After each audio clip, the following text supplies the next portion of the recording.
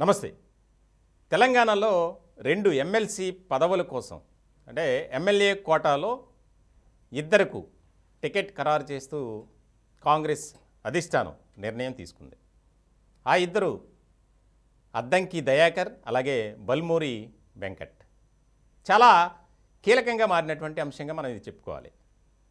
అద్దంకి దయాకర్ ఆయనకు ఖచ్చితంగా ఎమ్మెల్సీ ఇస్తారు, ఎమ్మెల్సీ ఇచ్చి మంత్రి పదవి కూడా ఇస్తారు అనేది ప్రచారం జరిగింది. కానీ ఎక్కడా కూడా బల్మూరి వెంకట్కు ఎమ్మెల్సీగా అవకాశం ఇస్తారని అసలు ఎవరు కూడా ఊహించలే. కానీ కాంగ్రెస్ హైకమాండ్ మాత్రం ఆయన్ను ఖరారు చేస్తూ నిర్ణయం తీసుకుంది. వాస్తవానికి అసలు ఎవరు ఈ బల్మూరి వెంకట్? కరీంనగర్ జిల్లాకు చెందినటువంటి ఈయన ఎంబీబీఎస్ చదివారు. విద్యార్థి దశ నుంచే విద్యార్థి సమస్యలపై విద్యార్థి సంఘ నేతగా ఎన్నో కార్యక్రమాలు చేశాడు. కాంగ్రెస్కి అనుబంధంగా ఉన్నటువంటి సంస్థ ద్వారా ఎన్ఎస్యుఐ.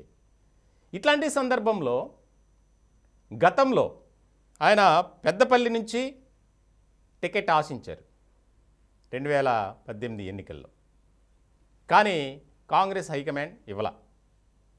తర్వాత హుజూరాబాద్ ఉప ఎన్నికలో ఆయనకు కాంగ్రెస్ పార్టీ అవకాశం ఇచ్చింది 2021లో. ఆయన అప్పుడు 3rd పొజిషన్లో నిలవడం జరిగింది. ఇట్లాంటి సందర్భంలో అసలు బల్మూరి వెంకట్ పేరు వినిపించలేదు, కానీ ఎందుకు ఇచ్చింది అనేది సర్వత్రా ఒక ఇంట్రెస్టింగ్ చర్చ అయితే జరుగుతుంది. ఎందుకనంటే ఈ రేసులో చాలామంది సీనియర్స్ పేర్లు వినపడ్డాయి. ముఖ్యంగా కాంగ్రెస్ పార్టీలో ఉన్నటువంటి సీనియర్స్ మధు యాష్కీ గౌడ్ కావచ్చు, సంపత్ కుమార్ పటేల్, రమేష్ రెడ్డి, అలాగే మధు యాష్కీ గౌడ్, మహేష్ కుమార్ గౌడ్, శోభారాణి, షబీర్ అలీ మైనార్టీ కోటాలో ఖచ్చితంగా ఒక అవకాశం దక్కుతుంది ఆయనకి. అలాగే ప్రొఫెసర్ కోదండరామ్. అంటే వారికి మిగిలిన కోటాలో ఎవరికొకరికి దక్కొచ్చు, కానీ ఎమ్మెల్యే కోటాలో మాత్రం ఈ బల్మూరి వెంకట్ పేరు వినిపించలే. కానీ అధిష్టానం ఆయనకు అవకాశం ఇచ్చింది. ఇక్కడ బాగా వినిపించేది ఏంటంటే బల్మూరి వెంకట్ అనే వ్యక్తి పార్టీ సిద్ధాంతాల కోసం, పార్టీ విధానాల కోసం పనిచేసినటువంటి వ్యక్తి కాబట్టి ఆయన గుర్తించింది. చాలా క్రమశిక్షణ కలిగినటువంటి నాయకుడు. ముఖ్యంగా పార్టీని అంటిపెట్టుకొని విద్యార్థి దశ నుంచి కాంగ్రెస్ పార్టీ యొక్క అభిప్రాయాలను కానీ సిద్ధాంతాలను కానీ ప్రజల్లోకి తీసుకువెళ్ళటంలో బల్మూరి వెంకట్ ఎక్కువగా కృషి చేశారు అనేది బాగా వినిపిస్తుంది. సరే, ఇక అద్దంకి దయాకర్ విషయం వద్దాం. ఆయన తుంగతుర్తి నియోజకవర్గం నుంచి 2 సార్లు పోటీ చేసి గతంలో ఓడిపోయారు. ఈసారి ఖచ్చితంగా టికెట్ ఇస్తారు అని అందరూ భావించారు. కానీ ఆఖరి నిమిషంలో అక్కడ వేరే పార్టీ నుంచి వచ్చినటువంటి వ్యక్తికి ప్రాధాన్యత ఇవ్వాల్సి వచ్చింది. సామ్యూల్ ఆయన పేరు. నిజంగా చాలా ఇంట్రెస్టింగ్ కామెంట్ చేశారు ఆ సమయంలో అద్దంకి దయాకర్. పార్టీ తీసుకున్నటువంటి నిర్ణయానికి నేను కట్టుబడి ఉంటాను, సామ్యూల్ గారి విజయం కోసం నేను కృషి చేస్తా అని.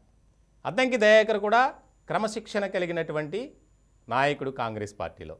ముఖ్యంగా రేవంత్ రెడ్డికి ముఖ్య అనుచరుడిగా కూడా ఉన్నారు. ఇలాంటి సందర్భంలో ఎమ్మెల్యే కోటాలో ఈ ఇద్దరికి ఎమ్మెల్సీగా అవకాశం ఇవ్వటం కాంగ్రెస్ పార్టీ ఏ రకమైనటువంటి విధానంతో ముందుకు వెళ్తుంది, వ్యవహార శైలిని కలిగి ఉందనేది ఇక్కడ స్పష్టంగా అర్థమవుతుంది.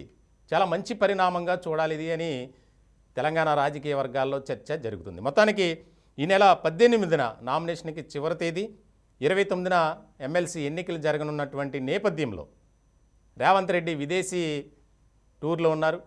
దీనికి సంబంధించి ఇప్పటికే 4-5 సార్లు పెద్దలతో కలిసి చర్చించినటువంటి రేవంత్ రెడ్డి ఆయన నిర్ణయం మేరకే ఈ ఇద్దరిని ఖరారు చేసినట్లు కూడా పార్టీ వర్గాల ద్వారా తెలుస్తోంది.